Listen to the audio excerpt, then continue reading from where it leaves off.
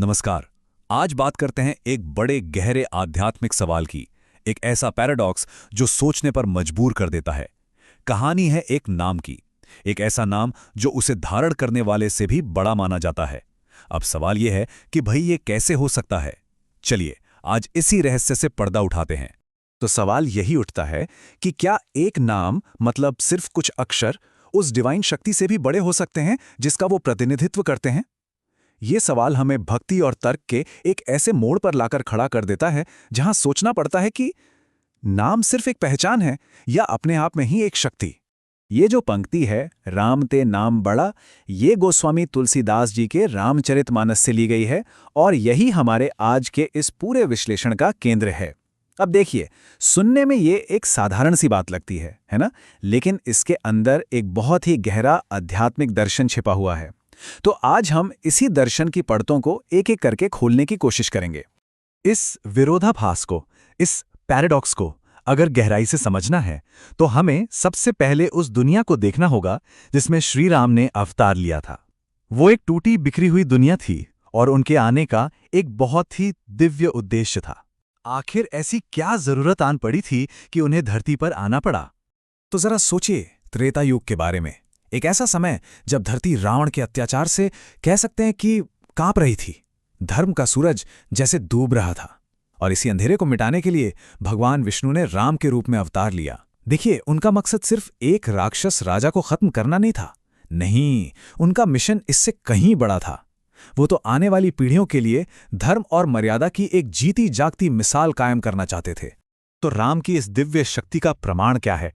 रामायण हमें दो ऐसी अद्भुत कथाएं सुनाती हैं जहां हमें उनकी शक्ति की एक साफ झलक मिलती है।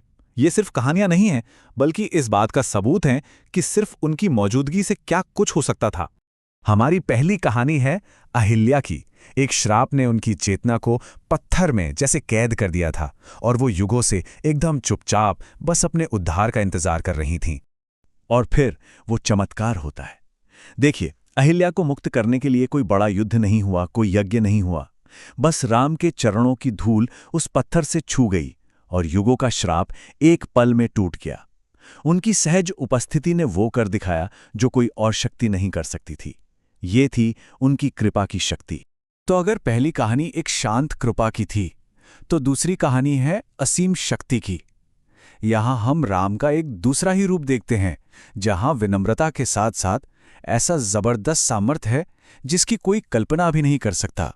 ये तस्वीर सब कुछ अपने आप कह देती है।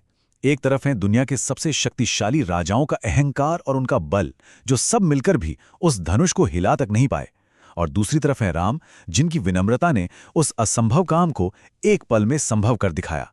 बस यही फर्क है मानवीय अहंकार और दिव्य शक्ति में। तो हमने देखा कि राम का भौतिक स्वरूप कितना शक्तिशाली था।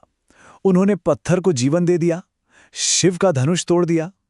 तो फिर यह कैसे हो सकता है कि उनका नाम उनसे भी बड़ा हो? यह विरोधाभास तो और भी गहरा हो गया है। चलिए अब इस गुत्थी को सुलझाने की कोशिश करते हैं। इसका जवाब असल में समय और पहुंच में छिपा है। देखिए, राम का अवतार एक खास युग में एक खास जगह पर हुआ था, लेकिन उनका नाम, वो तो समय और स्थान के हर बंधन से पूरी तरह आजाद है। आज भी हजारों साल बाद कोई भी कहीं भी उसे पुकार सकता है।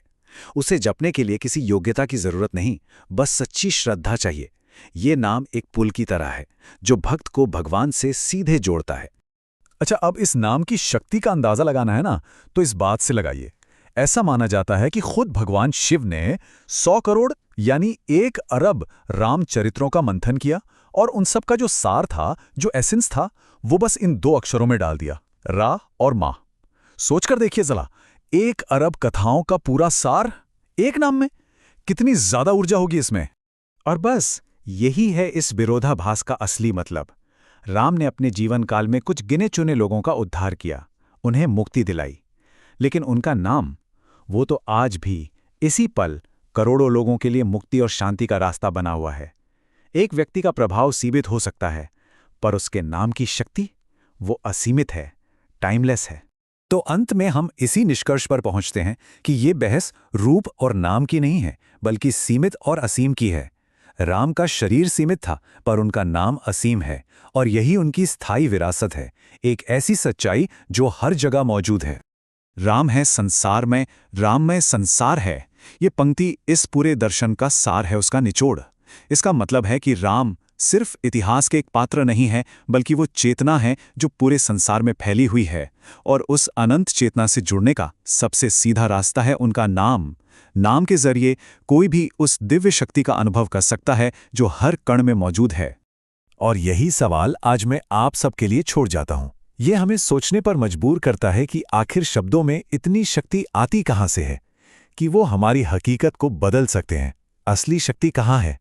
दिखने वाले रूप में, या उस विचार में जिसे एक नाम अपने अंदर समेटे हुए है? इस पर जरूर सोचिएगा। नमस्कार।